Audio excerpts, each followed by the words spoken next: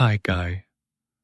Tonight, we're going somewhere different, somewhere that exists between lightning and shadow, between what the world remembers and what it chose to forget. We're walking into the life of a man who spoke to electricity as others speak to friends, who saw the invisible made visible, who dreamed in frequencies and patterns that most could never perceive. This is the story of Nikola Tesla, but it's not the story of inventions and patents. It's something softer than that, something more like watching storm clouds gather than reading about alternating current.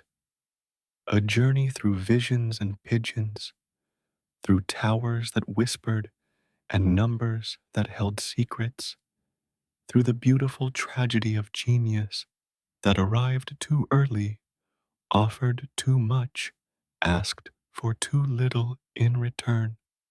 So let the day dissolve. Let your thoughts slow like current finding its path. Let the noise fade into something gentler, something more like humming than speaking. We have 12 chapters ahead, 12 meditations on light and loneliness, on the distance between vision and recognition, on the quiet persistence of ideas that outlive the men who conceived them. We begin in mountains, where thunder was the first language, with a boy born between lightning strikes, with storm that taught lessons no schoolroom could provide. Because sometimes the future speaks first in nature's voice, in the electric alphabet written across summer skies, in the space between flash and thunder where possibility lives. Close your eyes if you want. Let the story find you like current finds ground. Patient, inevitable, illuminating. Let's begin. In a mountain village where storms gathered like congregations, in the Serbian highlands where the earth met sky in jagged conversation, child was born at midnight between lightning strikes, or so the midwife whispered to anyone who would listen. Whether this was truth or the kind of story that accumulates around unusual children, no one could say with certainty. But the timing felt significant, felt like an omen, felt like the universe marking this particular birth with its most dramatic signature.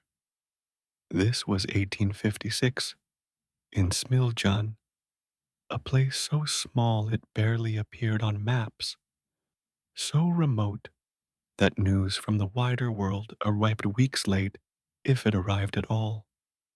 But remoteness meant proximity to other things, to nature's raw demonstrations of power, to the electric atmosphere of mountain weather, to the kind of silence that makes observation possible and contemplation inevitable. The Serbian highlands held him in their stone embrace. Limestone peaks rose around the village like ancient guardians. Summer brought storms that turned afternoon to twilight, that illuminated monastery walls with brief, brilliant flashes, that made the air taste of metal and possibility. Winter brought snow that muffled all sound, that transformed the familiar landscape into something strange and dreamlike. Young Nikola would lie in fields watching clouds gather, counting the breath between flash and thunder, learning without knowing he was learning. The relationship was mathematical. Sound travels more slowly than light, so the delay revealed distance. But for a child, the mathematics was intuitive rather than calculated, was felt rather than figured, was absorbed through patient observation rather than taught through formal lesson. He learned the language of forces that most feared. While other children ran for shelter when storms approached, he stayed outside, watching, listening, trying to understand the patterns. What made lightning choose one path rather than another? Why did thunder sometimes crack sharply and sometimes roll for long seconds? How did the clouds know when to release their accumulated charge? His mother wove in darkness, her fingers finding patterns without lamp or candle, teaching him by example that some vision requires no light. She was illiterate but brilliant in her own way, could invent tools and devices to make household work easier, could solve practical problems through intuition and experimentation. Her fingers knew their work so well that illumination became unnecessary, became almost a distraction from the tactile knowledge that guided the shuttle and thread. From her, he learned that understanding lives in the hands as much as in the eyes, that knowledge can be embodied rather than merely intellectual, that the visible world is only one layer of a deeper reality accessible through other senses, other forms of attention. His father spoke of mysteries beyond the visible world, of prayers that traveled unseen distances to reach their intended destination, of connections between all things that eyes could not trace, but faith could discern. He was Orthodox priest, and his sermons spoke of the Holy Spirit moving through creation, invisible but undeniable, connecting the material and the divine. In that threshold between mountain and sky, between the known village and the electric unknown that gathered in storm clouds, something took root in the boy, a sensitivity to invisible currents, a communion with energies that had no name in any language his village spoke, an ability to perceive what others overlooked, to sense what remained hidden to ordinary awareness. The storms passed over, season after season, and the boy learned their rhythms, learned to predict their approach by the quality of light, the behavior of animals, the feeling in the air that preceded the first drops, learned to hear what others could not hear, not just the obvious thunder, but the subtle variations in its tone and duration that revealed information about the storm's structure and intensity. Learn to see what remained hidden to ordinary sight, not just the lightning bolt, but the branches it formed, the paths it preferred, the relationship between cloud and ground that determined where and when the discharge would occur. When he closed his eyes, patterns emerged, geometric, precise, more real somehow than the waking world. These visions troubled his parents, who wondered if something was wrong with their son, if his habit of closing his eyes and describing elaborate structures he claimed to see indicated illness or instability. But for Nikola, these interior visions were not hallucination, but a different kind of seeing, a perception of underlying structure and pattern that existed prior to material manifestation.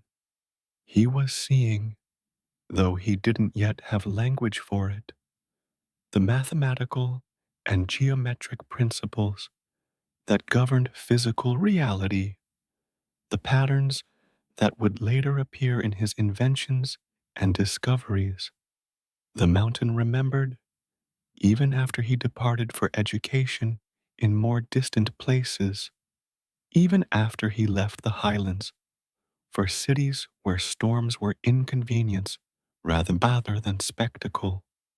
The mountain remembered that here began a conversation with lightning that would never truly end, that here a boy learned to speak electricity's language, that here the seeds were planted for everything that would follow, the visions and the inventions, the triumphs and the tragedies, the genius and the loneliness that would define his entire life.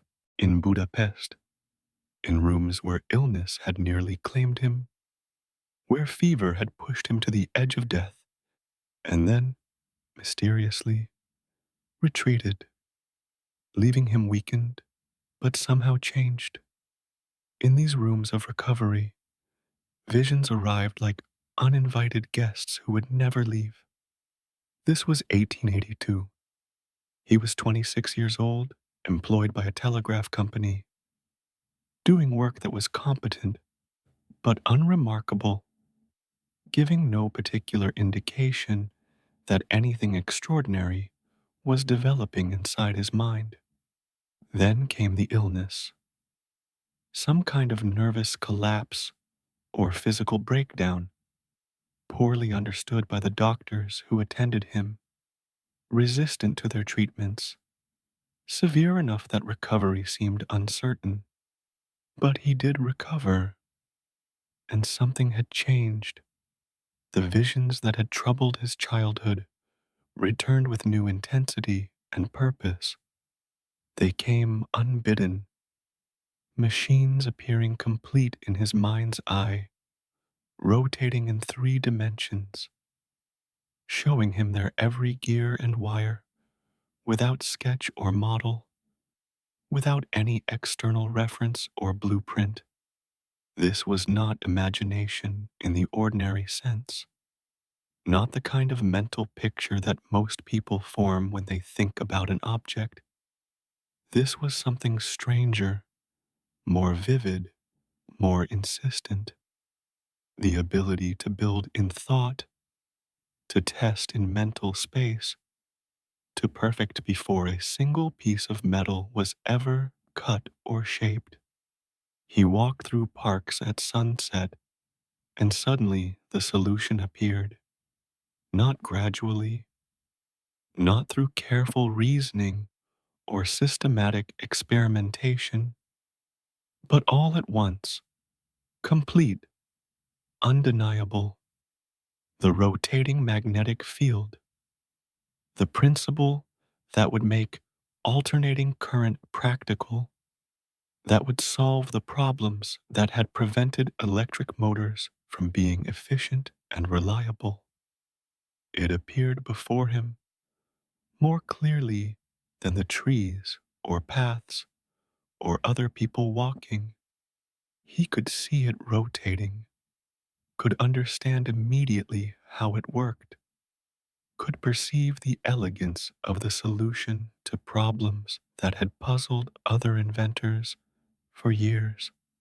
His companion, Anatole Sigety, a friend who walked with him most evenings, thought he had gone mad when Nikola stopped mid-stride and began drawing in the dirt with a stick, explaining with fevered intensity how motors could work without the sparking brushes that limited all existing designs, how magnetic fields could be made to rotate through the interaction of alternating currents delivered at different phases, how this rotating field could drag a conductor along with it, converting electrical energy to mechanical motion with unprecedented efficiency. Sigety listened, understood little, but recognized that something significant had occurred.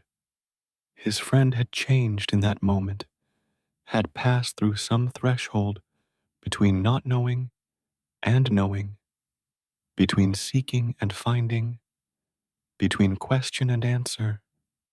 The chamber of his mind held workshops more complete than any physical laboratory. He could build there, test there, refine there, until the device worked perfectly in thought before ants ever attempted its construction.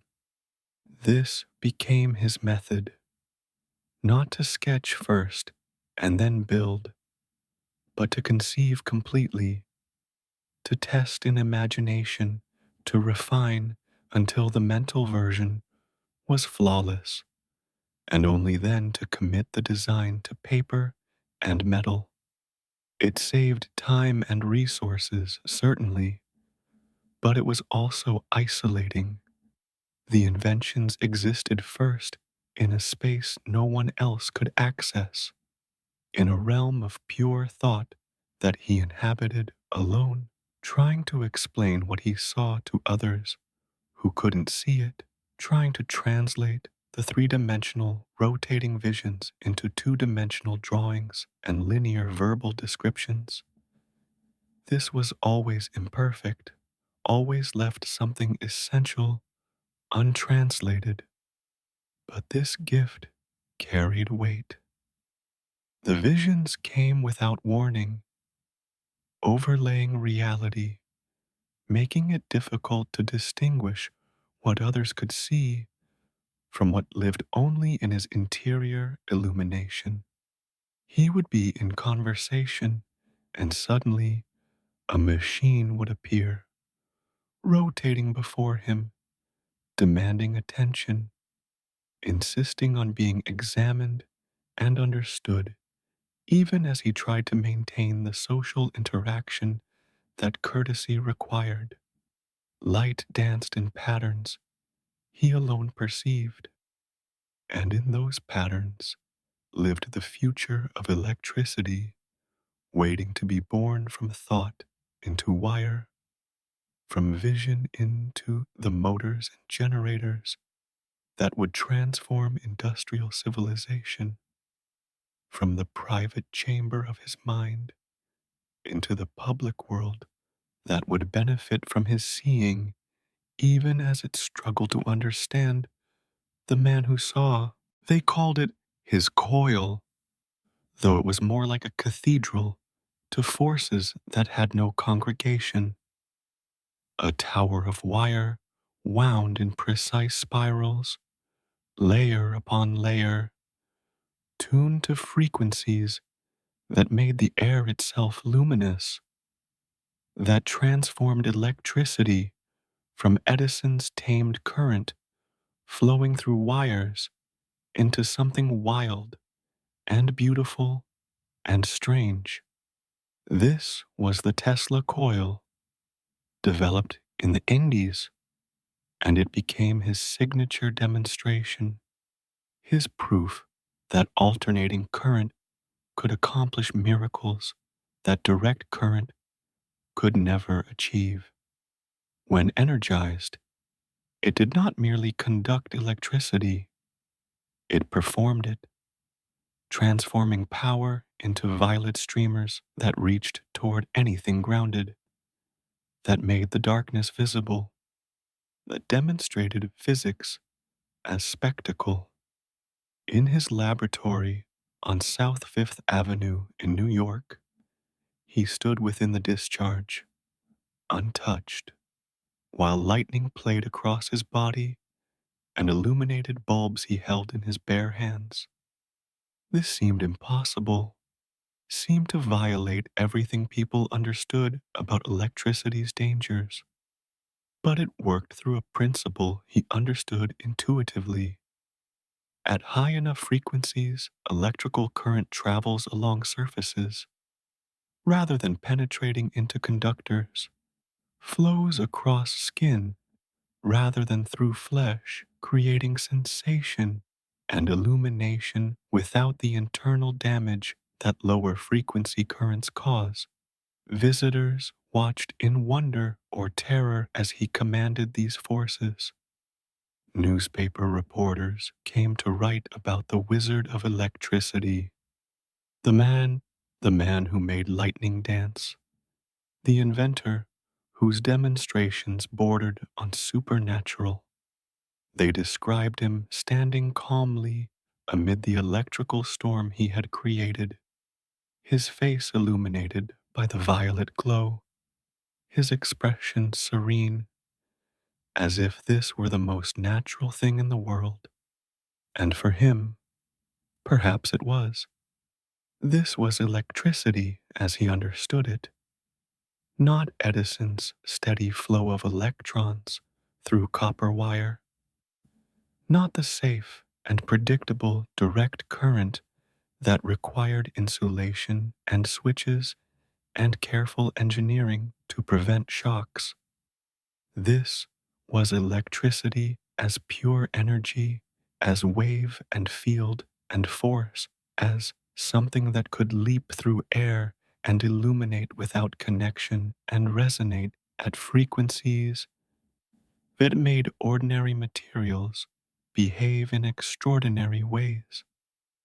The coil sang at frequencies beyond hearing but not beyond perception. People reported feeling its presence as much as seeing it, a sensation that lived between touch and vision, between science and something more primal. The air smelled of ozone, that sharp scent that accompanies lightning strikes. Fine hairs stood on end in response to the electric field. The sensation was not quite pleasure and not quite discomfort, but something in between, something that reminded the body it was electrical as much as chemical, that the nerves that carried sensation did so through electrical signals not fundamentally different from what the coil generated. In that chamber where invisible fire became visible, he proved multiple points simultaneously. That electricity was not merely Edison's tamed servant flowing through wires, but wild force that could leap through air, could illuminate without connection, could be transmitted without the copper veins that Edison's empire required. That resonance mattered, that systems vibrate most powerfully when excited at their natural frequency, that this principle applied to electrical circuits as surely as it applied to mechanical structures, that understanding and exploiting resonance could unlock capabilities that brute force approaches could never achieve. That voltage and current were not the same thing. That high voltage at low current could be relatively safe, while low voltage at high current could kill. That the relationship between these variables determined what electricity could accomplish and what dangers it posed. The demonstrations were theater, certainly, but they were theater in service of education, spectacle that illustrated principles, entertainment that smuggled understanding past the defenses people erected against technical complexity. Those who came to see the wizard were also learning physics, even if they didn't realize it, even if they left thinking they had witnessed magic rather than science. The coil became his calling card, his proof of concept, his demonstration that the future belonged to alternating current and the transformative principles it embodied, and it became something more, a symbol of the man himself, standing calmly amid forces that would terrify or arm others, commanding energies that seemed beyond human control. illuminating the darkness with understanding that appeared almost supernatural to those who lacked the framework to comprehend what they were witnessing. On Long Island's shore, where the Atlantic met the land in patient conversation, a structure rose that was not quite building, not quite sculpture, not quite anything the world had seen before. A tower crowned with copper hemisphere, rooted in earth that had been excavated to unusual depth and filled with conducting materials, iron pipes driven deep into the ground, a well sunk to reach the water table, creating electrical connection to the planet itself. This was Wardenclyffe, named for the landowner who had sold him the property, but known in his mind as the World Wireless System, the planetary transmitter that would make all his previous achievements seem preliminary. This was his greatest vision made manifest, or beginning to be manifest, or attempting to be manifest before money and faith ran out.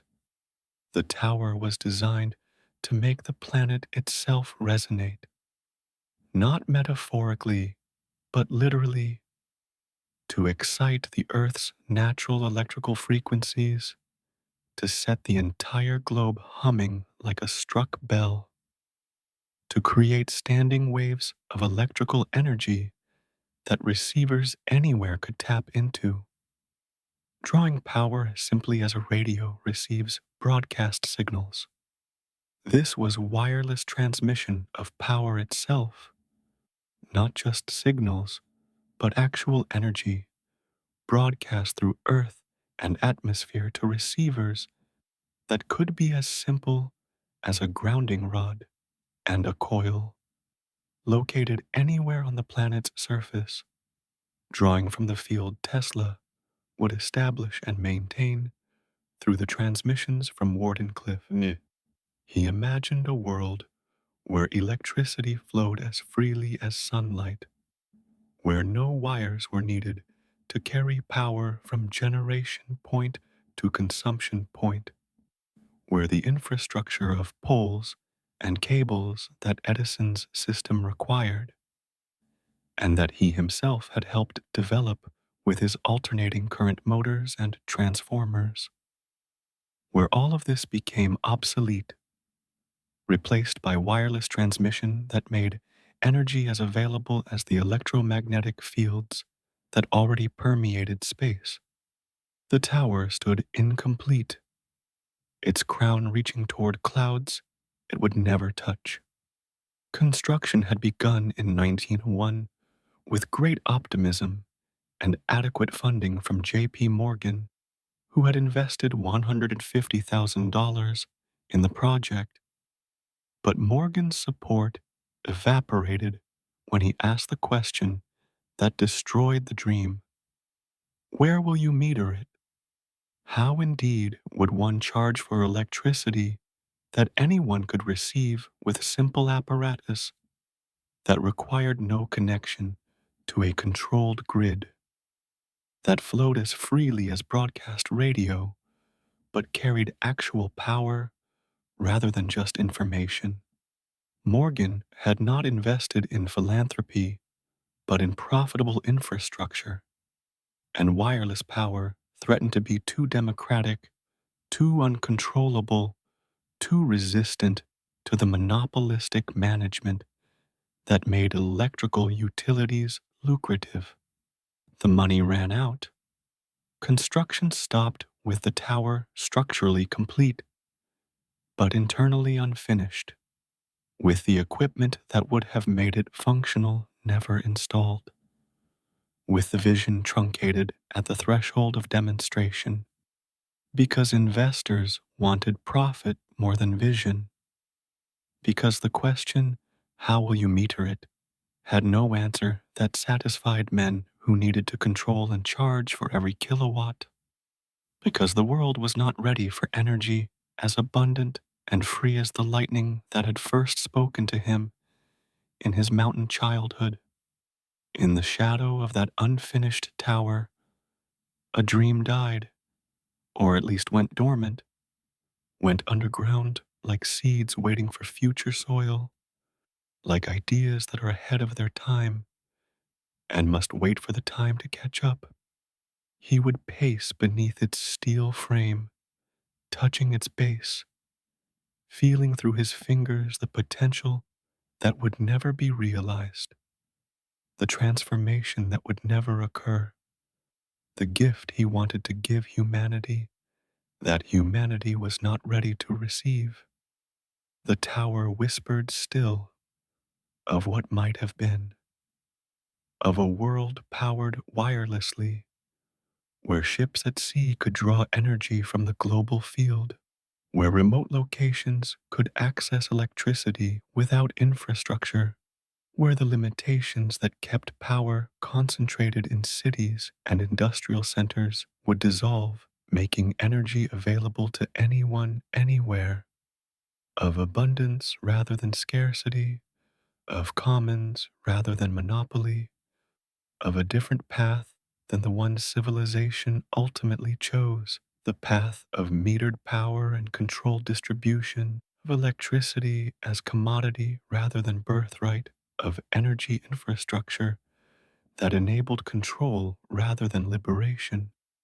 The tower stood incomplete for years, a monument to unrealized possibility, until finally it was dynamited in 1917, ostensibly for national security reasons during wartime, actually because its presence was embarrassing reminder of failure, of promise unfulfilled, of the gap between what one man envisioned and what the world was willing to support.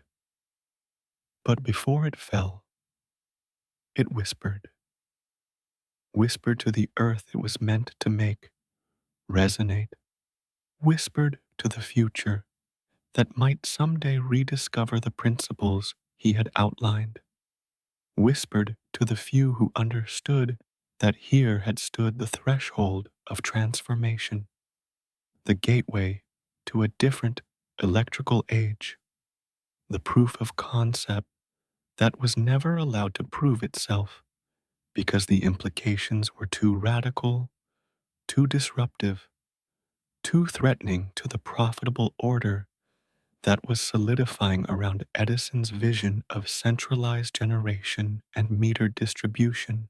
In his later years, in New York hotel rooms, where he lived alone among his visions and failures, among the memories of what had been accomplished and the regrets about what had been prevented, a white pigeon came to his window, or so he told the few who still listened to his stories, who still sought him out for interviews or reminiscences. She was special, he insisted, different from all others in ways that transcended mere appearance. Though her plumage was unusually pure, unusually white, she carried a light in her eyes that he had seen nowhere else, not even in human faces, not even in the eyes of those who had loved him or claimed to understand him or pretended interest in his theories and visions. He fed her from his hand, tended her injuries when she arrived wounded, spoke to her of theories and dreams, of discoveries he had made that the world was not ready to understand, of the wireless power transmission that Wardenclyffe would have proven if only Morgan had continued his support, of the death ray that could make war obsolete, of the numerical patterns that governed everything if only one learned to see them. Some thought this was madness, the deterioration of a brilliant mind into obsession with a bird, the reduction of genius to this sad domestic scene of old man feeding pigeons, speaking to them as if they understood, as if they cared about alternating current and resonant frequencies and the crimes of Edison's marketing campaigns against him. But perhaps it was something else. Perhaps it was recognition that consciousness exists in forms we do not acknowledge, that connection transcends species, that in a creature's eyes, one might find understanding unavailable among men who valued only profit and practical application, who dismissed as impractical or impossible anything that threatened existing systems or required patience to develop. The pigeon asked nothing from him except food and kindness, did not question his theories or demand proof of his claims, did not abandon him when funding evaporated or mock him when experiments failed, simply came to his window day after day, accepting what he offered, providing in return the only thing that remained valuable to him in those final years: companionship that required no explanation, presence that demanded no justification. He spent money he could barely afford on her care, sent her to be treated by veterinarians when she was injured, paying bills that left him with even less for his own needs. His few remaining friends worried that he was losing perspective, that the pigeon had become more important to him than people, that this was symptom of isolation turning into something more troubling. When she died, he said the light went out, not just in her eyes, but in his work, in his hope, in his belief that the future he envisioned would arrive during his lifetime. I loved that pigeon as a man loves a woman, he said without apparent embarrassment or awareness that this might be considered strange, that admitting such feeling for a bird might further damage his already fragile reputation. The pigeon became symbol of all his loneliness, all his gifts unrecognized, all the visions that remained locked in his mind because the world had moved on, had chosen Edison's metered electricity over his wireless dreams, had preferred the profitable to the revolutionary, had valued the practical over the visionary. In hotel rooms where he could no longer afford even modest comfort, where he survived on milk and crackers because his funds were exhausted and his credit depleted, where his only visitors were pigeons and fading memories. There, the secret lived, the secret that genius, without commercial success, is indistinguishable from madness in the world's eyes, that the distance between visionary and vagrant is measured not in truth or technical merit, but in the world's willingness to listen, to invest, to believe that what seems impossible might actually be achievable given sufficient support and patience. The secret that connection, even connection with a pigeon, matters more than achievement when achievements go unrecognized, when patents enrich others, when the infrastructure built on one's principles carries someone else's name. The white pigeon held this secret in her dark eyes, held it without judgment or pity, held it simply by being present, by returning to his window, by accepting the food he offered and giving in return the gift of her uncomplicated presence, her simple existence as living thing that asked nothing more from him than he was able to give. When she died, Something died with her.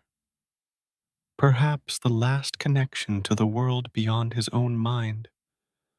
Perhaps the final thread linking him to hope that things might still change, that recognition might still arrive, that the future might still prove him right, even if the present found him irrelevant.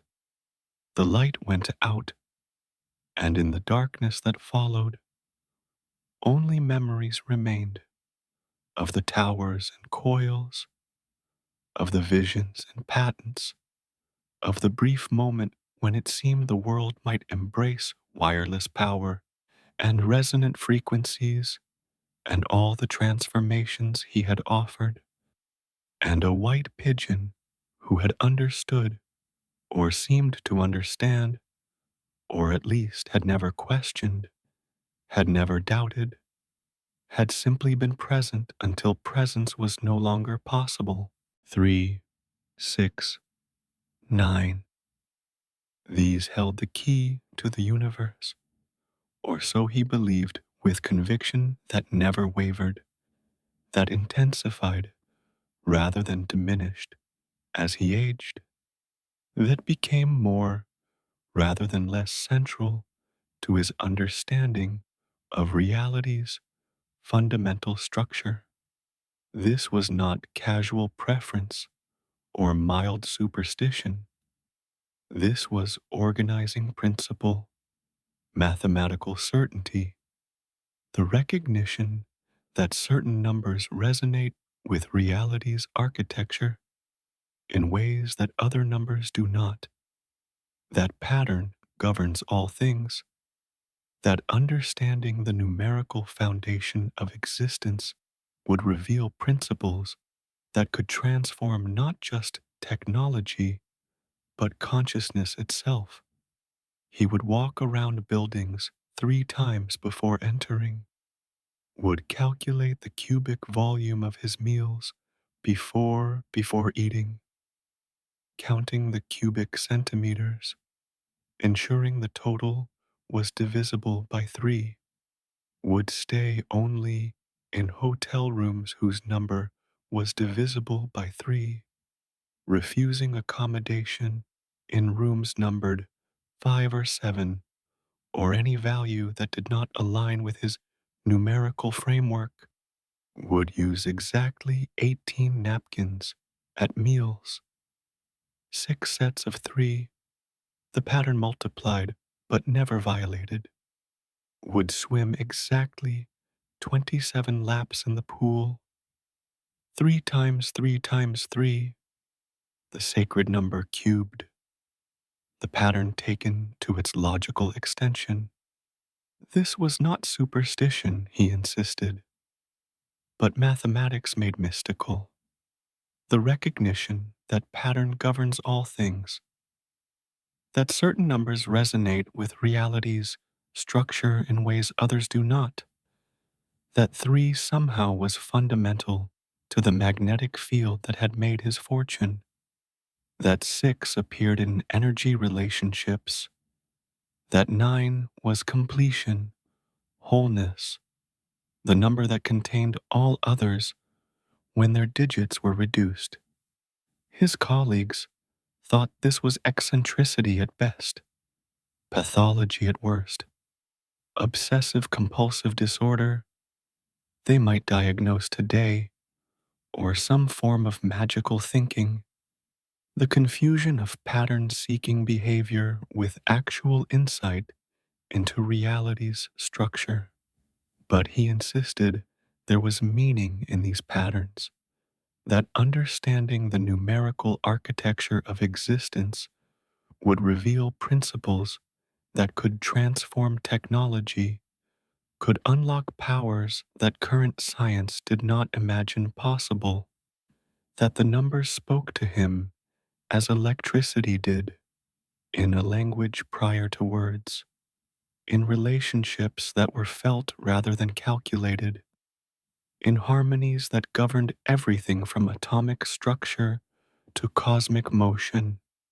He saw patterns where others saw only isolated phenomena, connections where others perceived only coincidence, a mathematical foundation underlying all the various forces and fields that physics studied separately.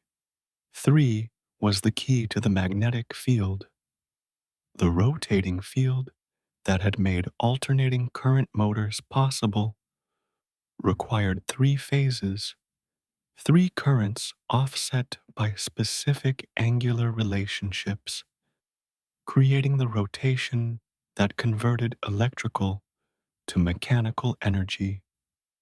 Not 2 phases, not 4, but 3.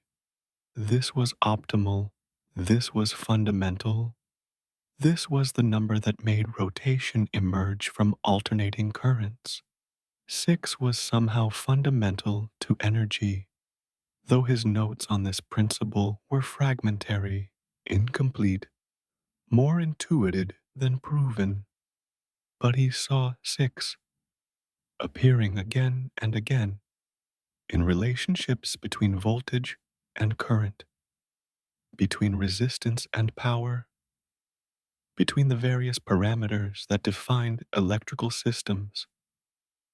9 was completion, wholeness, the number that contained all others. Any number's digits could be reduced by adding them together repeatedly. 147 becomes 1.712, which becomes 1, and all multiples of 9 reduced to 9. 18 becomes 9, 27 becomes 9, 36 becomes 9.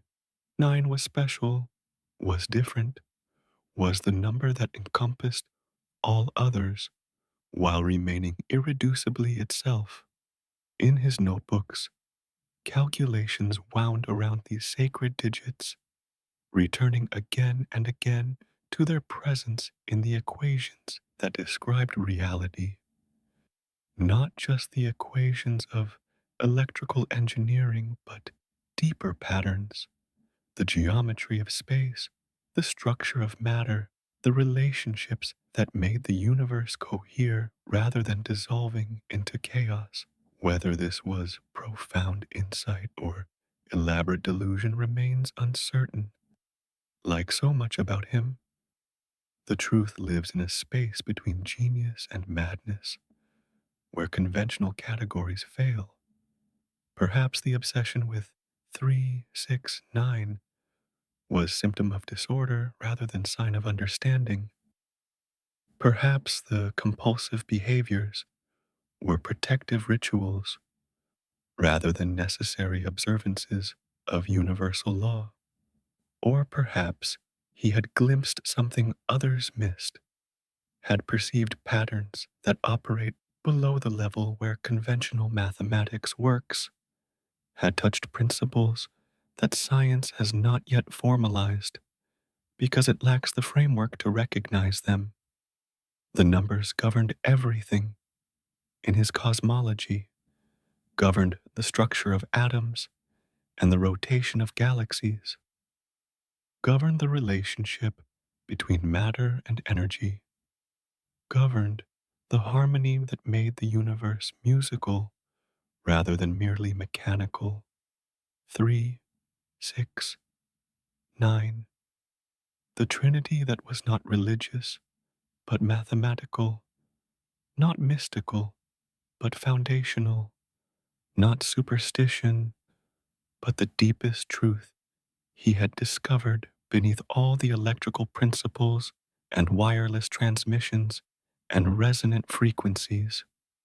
The key to everything, if only the world had eyes to see the pattern, ears to hear the harmony, minds willing to accept that the numerical architecture might be simpler and stranger than conventional science supposed.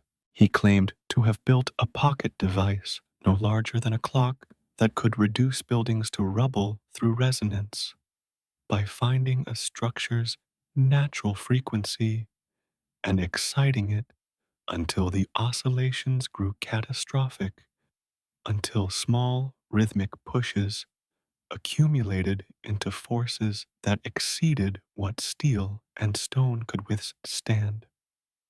Supposedly, he tested it attached to a steel beam in his laboratory on East Houston Street, and the entire building began to shake. Not immediately, but gradually, the vibrations building as resonance amplified them. As the small device added energy with each cycle, as the beam and the structure it was part of began to oscillate with increasing amplitude, windows rattled in their frames, items fell from shelves, the floor itself seemed to move beneath his feet, and still the device continued its patient work, adding energy, building resonance, pushing the oscillations higher and higher until the whole building threatened collapse. He destroyed the device with a hammer, he claimed, rather than let the vibrations continue. Better to end the experiment violently than to allow it to proceed to its logical conclusion, the destruction of his laboratory, possible injury to himself and others, proof of principle that would also be disaster. Whether this actually happened or was embellishment of more modest experiments remains disputed. No newspaper reports document the incident, though one would expect such a disturbance to attract attention. No eyewitnesses came forward to verify the story. Only his own account exists, told in interviews years later, part of the growing mythology around the man who had become more symbol than actual person. But the principle was sound, entirely sound. Everything has a frequency at which it naturally vibrates. Buildings, bridges, human bodies, atoms, stars.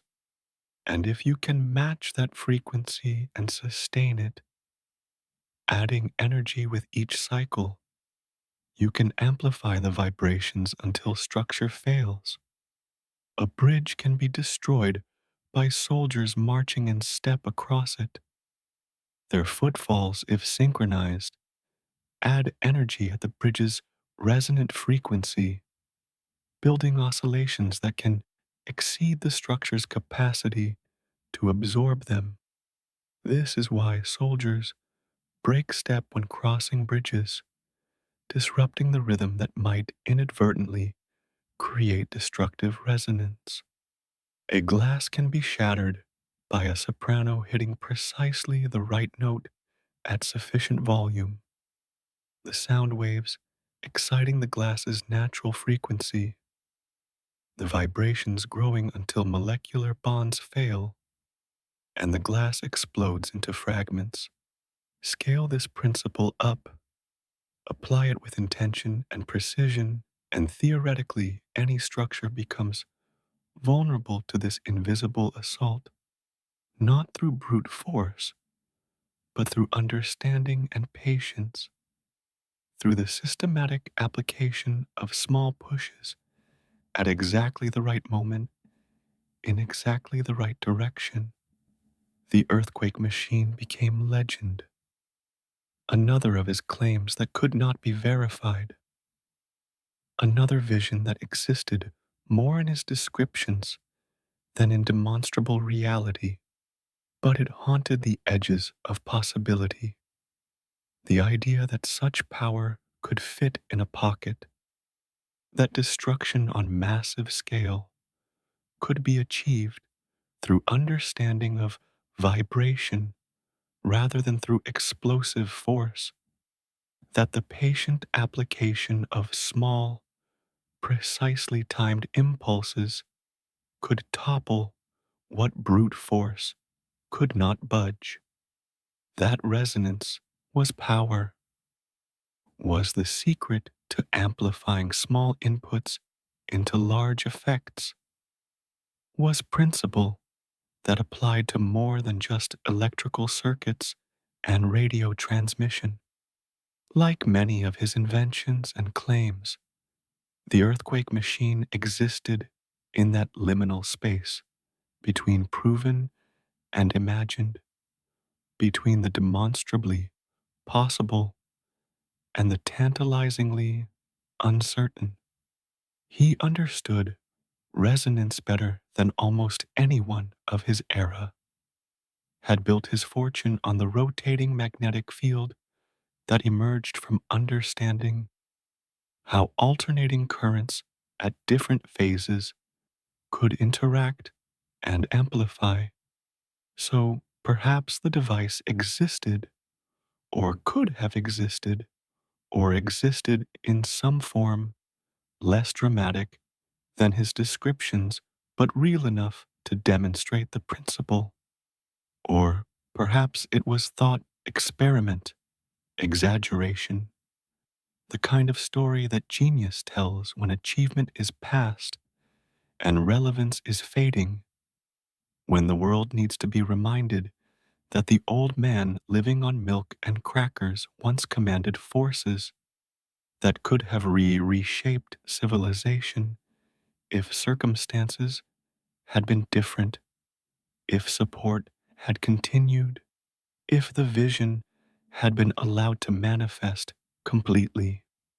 The earthquake machine remains forever uncertain, forever hovering between might have been and never was, like the tower at Wardenclyffe and the wireless power transmission, and so many other visions that he described with conviction, but could not demonstrate with completed devices that lived fully only in the chamber of his mind, where all things were possible, and funding was never an obstacle, and the world was always ready to embrace transformation.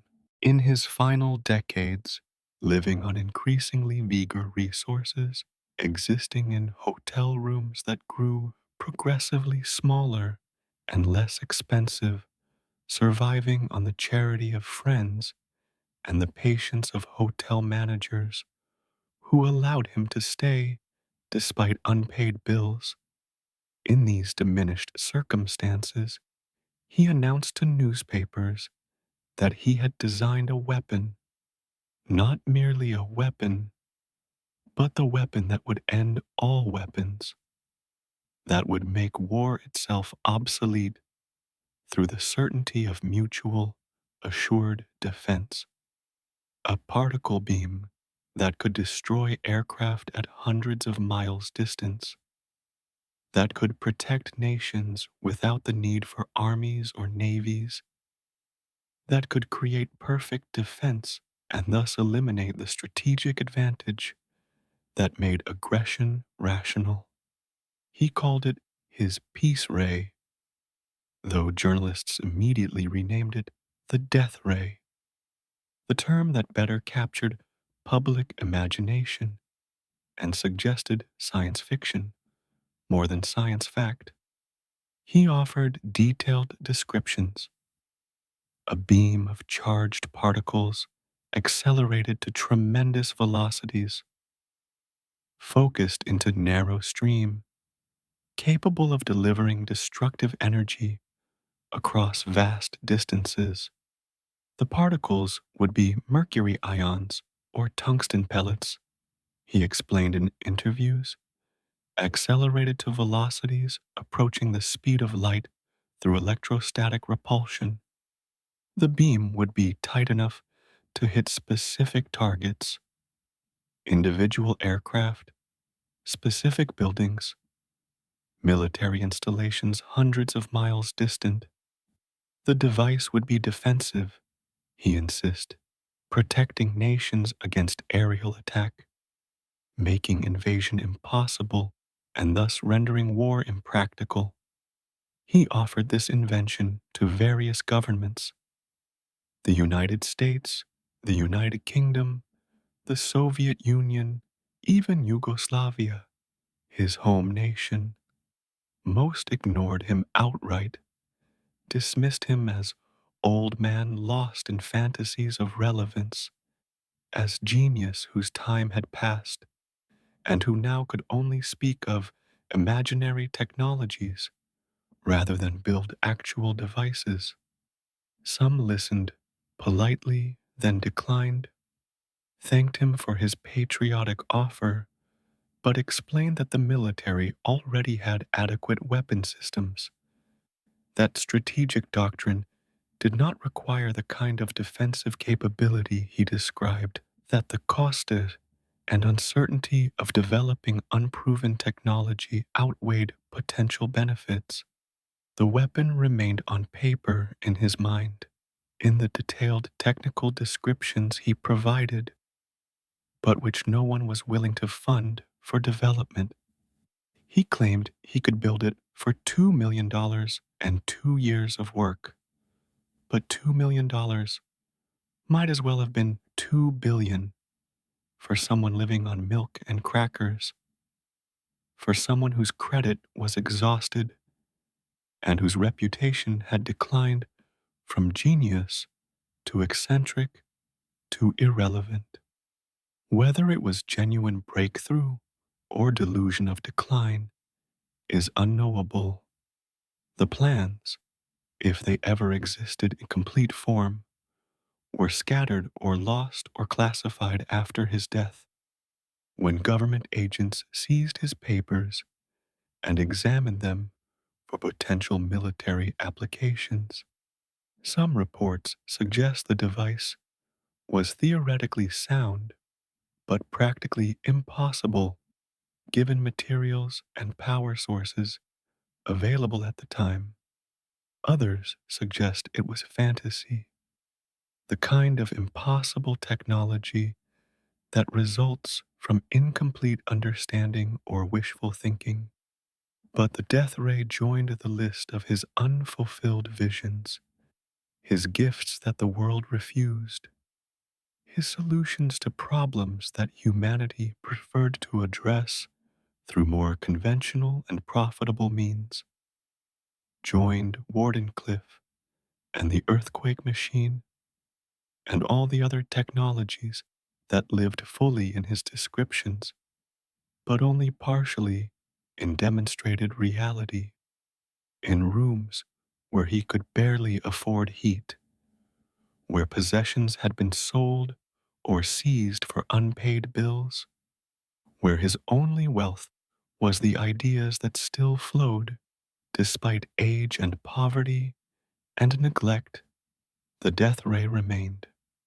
Another promise, another possibility, another demonstration that the gap between vision and realization is measured not in technical feasibility, but in the world's willingness to invest in transformation rather than in refinement of what already exists.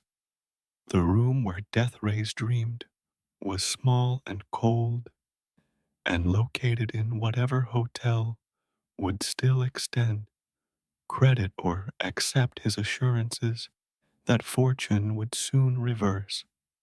The dreams themselves were grand, perfect defense, obsolete warfare, nations protected by understanding rather than by armies.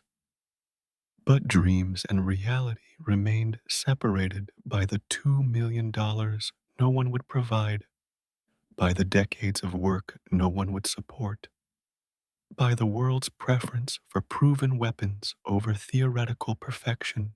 He sold his alternating current patents to Westinghouse in 1885 for what should have made him wealthy for life, $60,000 plus royalties of $2.50 per horsepower of electrical capacity installed. This was generous arrangement, potentially worth millions as alternating current infrastructure spread across the nation and eventually the world.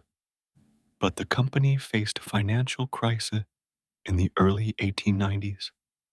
The royalty payments were becoming burden, were eating into profits, were making it difficult for Westinghouse to compete against Edison's direct current systems and the emerging General Electric monopoly. The company asked him to renegotiate, to reduce the royalties, to accept modified terms that would ease their financial strain. He could have refused. The contract was legal and binding. He could have insisted on every dollar owed, could have driven Westinghouse into bankruptcy if necessary, could have emerged with control of the patents and the ability to license them to competitors at whatever terms he chose. Instead, he tore up the contract, forfeited millions in royalties because he believed in the technology more than in personal fortune, because he wanted alternating current to succeed, even at personal cost, rather than see it fail because of financial disputes, because he valued the implementation of vision over the accumulation of wealth. This was perhaps his greatest mistake, measured in conventional terms.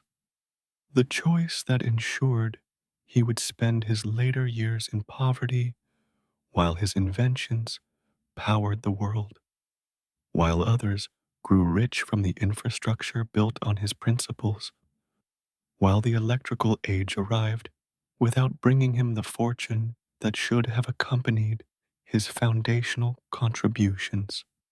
But it was also somehow characteristic, the decision of someone who valued transformation over compensation, who preferred that the future arrive even if he did not personally benefit, who believed that ideas mattered more than ownership, that advancing technology was more important than preserving contractual rights. His other patents followed similar patterns, brilliant innovations that enriched manufacturers and utilities while leaving him with little. The rotating magnetic field that made alternating current motors practical, the Tesla coil that became standard component in radio transmission, countless improvements to electrical systems, to power generation and distribution, to the entire infrastructure of electrical civilization, all profitable for others, all testament to his genius, all contributing to the electrified world we inhabit. But for him, only the recognition that came too late, the honors awarded when he was too old to build anything new, the acknowledgement that arrived after opportunity had passed. He received medals and honorary degrees, was invited to ceremonial events, had his portrait painted, and his achievements celebrated in retrospective articles that praised his contributions while offering no material support for continuing work. The patents enriched others, and in their enrichment proved the value of what he had given. Every alternating current motor demonstrated that his rotating magnetic field design was superior to previous approaches. Every long-distance transmission line proved that his polyphase system was more efficient than direct current for spanning the distances that modern electrical grids required. Every radio transmitter used components that derived from his investigations into resonance and high-frequency alternating current. But value and compensation are different things, and he learned too late that the world does not necessarily reward those who contribute most, that justice and economics follow different logics. That genius without business acumen is doomed to poverty, regardless of how transformative its contributions. That patents are property, and property can be sold for less than its worth, can be given away in moments of idealism or under pressure from those who claim that survival of the technology requires sacrifice from the inventor, that the choice to value vision over wealth, to prefer implementation over ownership, leads inevitably to the poverty he experienced in his final years. The patents enriched others, and perhaps that was victory of a sort. His principles implemented, his visions realized, his contributions woven into the infrastructure of modern civilization, even if his name was less known than Edison's, his face less recognized, his final years less comfortable than those of men whose contributions were smaller but whose business sense was sharper. In the New Yorker Hotel, in room 3327, the number divisible by 3, the pattern preserved even in decline, in this small space he occupied for the final decade of his life, the dreams that had once seemed limitless narrowed to manageable size, contracted to fit the diminished circumstances that age and poverty imposed. He could not pay. The hotel managers knew this, had known it for years, but allowed him to stay out of respect or pity or perhaps hope that someday his fortunes would reverse, that recognition would arrive with financial reward, that the old man who had once commanded lightning would find resources to settle his account. The room was modest even by the standards of the time. Bed, a desk, a chair, window facing north, the direction he preferred for reasons he never fully explained. Bathroom shared with adjacent rooms, though he rarely encountered other residents. He kept hours that were his own, rising at unusual times, sleeping in fragments, following rhythms that bore no relationship to the diurnal cycle that governed other people's lives. From this window he fed his pigeons. They gathered on the sill, waiting for the crumbs he provided, accepting his offerings with the unself-conscious grace that made them better companions than most humans he had known. He spoke to them of theories that would never be tested, of discoveries he could not demonstrate, of the wireless power transmission that Wardenclyffe would have proven if only Morgan had been more patient, more willing to invest in transformation rather than in control. The hotels had been better once, grander accommodations when his name still carried enough weight to secure credit, when managers believed the accounts would eventually be settled, when his reputation suggested resources that no longer existed. The Waldorf Astoria had been first, New York's finest hotel, suitable accommodation for an inventor of his stature. But the bills accumulated, and eventually even his name could not preserve his welcome there. Then the Governor Clinton, a step down, but still respectable.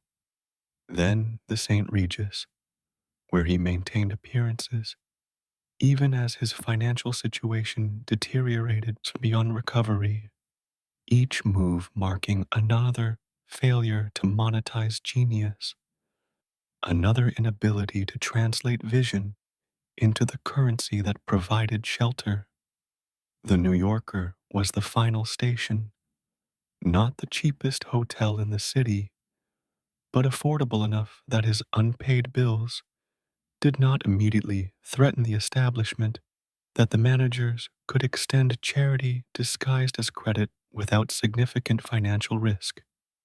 The room where the journey would end, where on January 7th, 1943, a maid would find him dead, alone, the body already cold, the death having occurred sometime in the night or early morning without witness or comfort, without anyone present to hear final words or receive last instructions.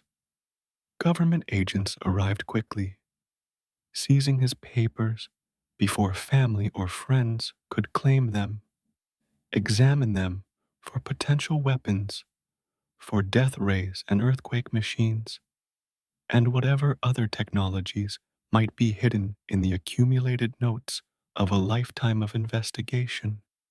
Classified what seemed valuable, released the rest to museums and archives where scholars could attempt to understand what the government had rejected as impractical or impossible. The hotel where dreams faded held him gently in its modest way, provided space for the final years of thought and memory, allowed him dignity of private room, even when payment was uncertain, never evicted him despite the growing debt, never treated him with the contempt that poverty usually provokes in commercial establishments. And perhaps that was enough. Shelter for the ending, a window for the pigeons, quiet space to think about what had been accomplished and what had been denied, about the future he had envisioned and the present that had chosen different paths, to remember the storms of childhood and the visions of Budapest, the laboratory demonstrations and the unfinished tower, the patents that enriched others and the inventions that remained forever potential, the brief moment of fame and the long decline into obscurity, the love for a white pigeon and the loneliness of genius that arrived too early with visions the world was not ready to accept. The dreams faded in room 3327, but they did not die entirely.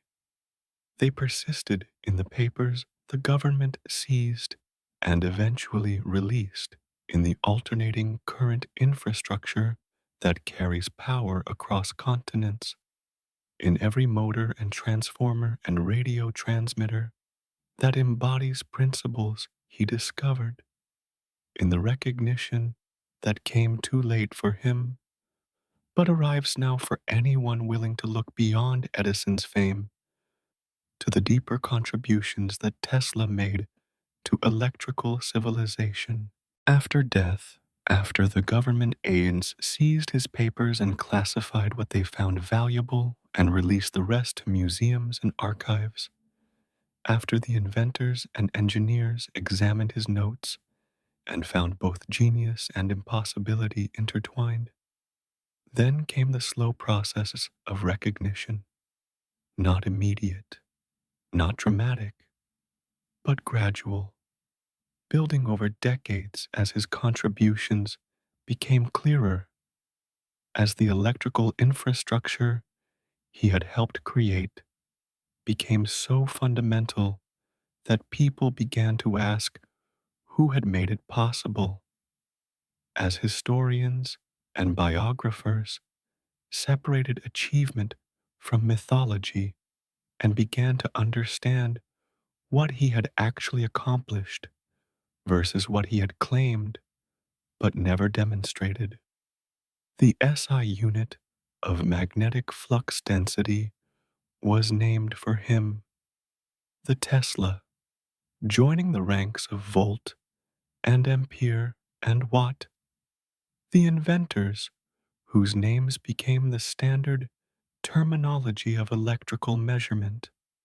This was honor, certainly, the kind of recognition that persists as long as Science continues using these units as long as magnetic fields are measured and described. Monuments were erected in Belgrade, a museum dedicated to his life and work. In Niagara Falls, a statue commemorating his contributions to harnessing that natural wonder for electrical generation. Streets bore his name in cities he had visited and some he had not, New York and Belgrade, but also smaller places where local advocates championed his memory. But the recognition was posthumous, came too late to change the trajectory of his final years, too late to fund the experiments he wanted to conduct, to build the demonstration devices that might have vindicated claims the world had dismissed as impossible, to prove that wireless power transmission and resonant frequencies and all the other visions were not fantasy, but achievable technology, requiring only adequate support and patience. Too late to matter for the man himself, though perhaps not too late to matter for his legacy, for the understanding of what he contributed and what was denied him, for the recognition that genius and commercial success are separate achievements and that possessing one does not guarantee the other. The silence that holds his name is not empty, but full, full of questions about what might have been built if money had flowed differently, if investors had chosen vision over predictable return, if the world had been ready for wireless power and resonant frequencies and all the other technologies he described, but could not bring to full realization, full of the tension between documented achievement and unverifiable claims, between the alternating current motors that proved his genius and the death rays that remain forever uncertain, between the working Tesla coils that still demonstrate his understanding of resonance and the earthquake machines that exist only in anecdotal accounts. His name echoes now in the space between memory and legend, between what he accomplished and what he claimed to have accomplished, between the patents that transformed electrical infrastructure and the visions that remained unrealized, between the lonely death in room 3387 and the enduring influence of his principles on modern technology. The silence holds both, the verified brilliance and the unverifiable claims, the motors and transformers that work exactly as he designed versus the wireless power transmission that never quite demonstrated its full potential before funding disappeared. The fortune he forfeited by tearing up the Westinghouse contract versus the poverty of his final years, living on milk and crackers, feeding pigeons from his window. The recognition that came posthumously versus the neglect he experienced while alive. The honors awarded after death versus the support denied during life, when it might have enabled further investigation, further development, further demonstration of principles he understood but could not always prove to the satisfaction of skeptical investors and cautious engineers. Some voices echo when we are ready to listen. His voice took decades to be heard clearly, to be distinguished from the competing narrative that gave Edison credit for electrical civilization, to be recognized as foundational rather than supplementary, as transformative rather than merely contributory. The current that flows through every alternating current motor carries his voice. The wireless communications that fill the air embody principles he investigated.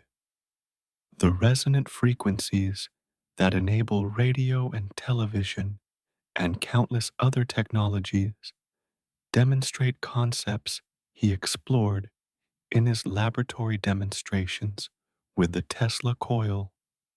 The silence holds his name, now not as forgotten victim, but as recognized pioneer, the man who saw possibilities others missed, who understood electricity not just as Edison's tamed flow through wires, but as wave and field and force, as something that could be transmitted wirelessly, that could be made to resonate at frequencies that unlocked capabilities direct current could never achieve.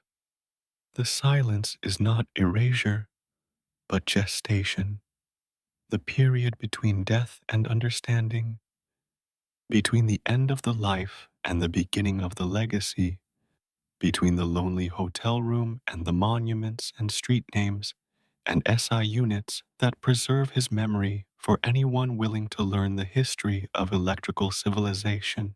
Somewhere in every electric motor, in every power grid humming across continents, in every device that runs on alternating current, there his principles persist, not as monument or memorial, but as working technology, as the invisible architecture that makes modern electrical civilization function, as the foundation upon which everything else is built. The rotating magnetic field spins on, patient and eternal, converting electrical energy to mechanical motion millions of times per second in billions of devices worldwide, in refrigerators and washing machines, in industrial machinery and subway trains, in countless applications where electric motors provide the power that once came from muscles or burning fuel. The field rotates exactly as he envisioned it in that Budapest park in 1882, when the solution appeared complete in his mind, when he drew diagrams in the dirt and tried to explain to his companion how alternating currents at different phases could create rotation without the sparking brushes that limited all existing motor designs. The polyphase system that Westinghouse built delivers power across continents, from generating stations to substations to transformers to the outlets that people use without thinking about the infrastructure that makes their casual use possible. The voltage steps up for transmission, minimizing loss over distance, steps down for distribution, making it safe for household use, exactly as he envisioned when he realized that alternating current's ability to be transformed through electromagnetic induction gave it capabilities that direct current could never match.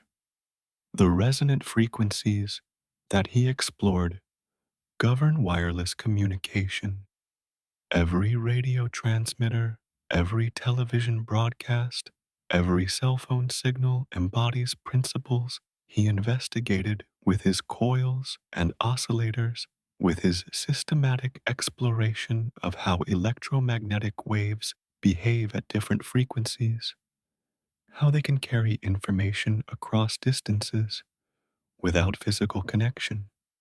His influence is ubiquitous, invisible, taken for granted, the mark of technology so successful it disappears into assumed normalcy so fundamental it becomes infrastructure rather than invention, so completely integrated into daily life that its origins are forgotten by most who benefit from it. Yet his name is less known than Edison's, his face less recognized, his story less told. The man who made alternating current practical, who solved the problems that had prevented electric motors from being efficient and reliable, who envisioned wireless transmission when others could barely imagine wired distribution. This man remains less famous than the inventor of the light bulb, less celebrated than the wizard of Menlo Park, who built a work on direct current and systematic development. Perhaps this is fitting. Perhaps the greatest achievements are those that become invisible, that succeed so completely they are no longer noticed, that transform life so fundamentally that people forget there was ever a time when things worked differently. The current flows, indifferent to fame or recognition, patient as mathematics, eternal as the forces it harnesses. 60 cycles per second in North America, 50 in most of the rest of the world. The frequency chosen for reasons both technical and historical. The standard that emerged from the war of currents that Tesla's principles won even as Edison's reputation grew. And in that eternal flow, Tesla persists, not as memory or monument, though those exist, not as name on street signs or museums, though those matter, but as working principle, as the invisible architecture that makes the electrified world possible, as the foundation upon which everything else is built. Every time a motor starts, his vision spins. Every time power travels through transmission lines, his polyphase system hums. Every time wireless signals carry information through air, his investigations into resonance and high frequency alternating current enable the transmission.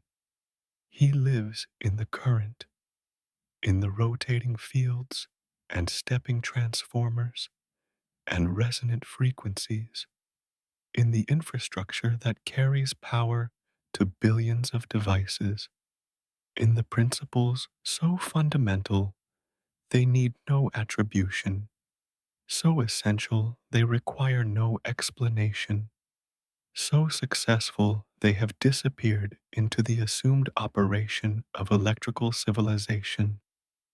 Perhaps this was what he wanted.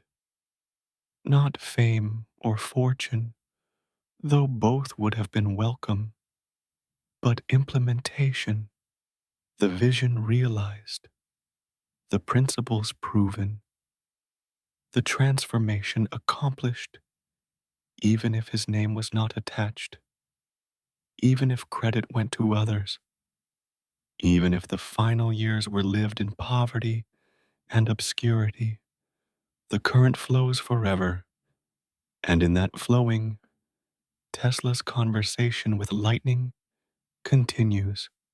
The boy who lay in Serbian highlands, counting the breath between flash and thunder, grew into the man who made electricity dance and motors spin and power flow wirelessly through demonstration, even if not through complete implementation. The conversation never ended. It simply changed form, transformed from the visions in his mind to the motors and transformers and transmission systems that embody those visions, from the private chamber where light learned to dance to the public infrastructure that lights the world.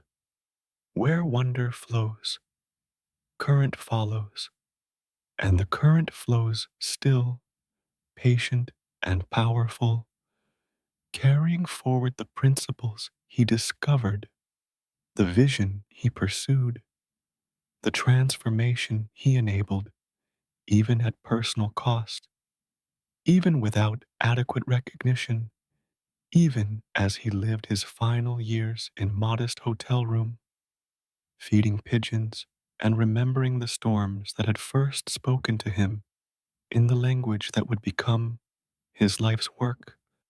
The current flows forever, and in that flowing, memory becomes infrastructure, vision becomes reality, the forgotten genius becomes the unforgettable foundation of electrical civilization.